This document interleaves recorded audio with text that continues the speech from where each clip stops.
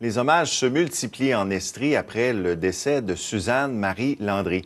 Figure marquante du milieu culturel de Sherbrooke, elle laisse derrière elle un héritage qui dépasse largement les scènes et les festivals qu'elle a contribué à faire grandir. À ce sujet, le reportage de Chloé-Anne Touma. Le décès de Suzanne-Marie Landry ébranle le milieu culturel estrien. La bâtisseuse de Sherbrooke a été de tous les grands rendez-vous culturels. Elle était elle-même une grande musicienne.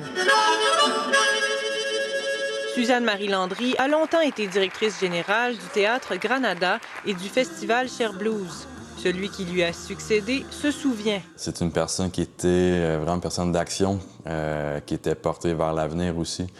Donc vraiment, ça m'a motivé à continuer dans le milieu puis à donner tout ce que j'avais comme elle l'a fait là, pendant les années qu'elle était ici. Passionnée d'harmonica, elle avait l'habitude d'accompagner des artistes comme Jim Zeller et Carl Tremblay sur scène. Moi, je crois que c'est une femme extrêmement dynamique au niveau de connecter le monde ensemble, une rassembleuse. Dans le temps des festivals, surtout, elle s'est fait intimider souvent dans le contexte de femme dans un « it's a man's world ». Puis elle se tenait son bout beaucoup. Jeudi dernier, alors qu'elle performait aux côtés de son ami Carl, elle a éprouvé un malaise. Elle avait une condition préexistante, donc elle avait un diagnostic en 2023 qui nous laissait quand même toujours un petit peu sur le qui-vive quant à son état de santé.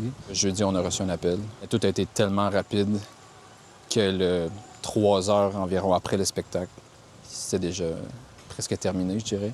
C'est à l'hôpital de Cowansville qu'on a constaté son décès à l'âge de 69 ans. Rassembleuse, généreuse et meneuse, des qualificatifs qui décrivent bien sa mère, pense Simon Veilleux. Vous la décrivez très bien. Le fameux plafond de verre, là, elle l'a défoncé à plusieurs reprises. Pour lui et son père, tout ce qui décore la maison familiale leur rappelle Suzanne-Marie, allant des toiles qu'elle a peintes aux cactus qu'elle et son conjoint ont achetés il y a plus de 40 ans et qui a bien grandi depuis. Au-delà de son immense contribution au milieu culturel, Suzanne-Marie Landry laisse un héritage bien tangible.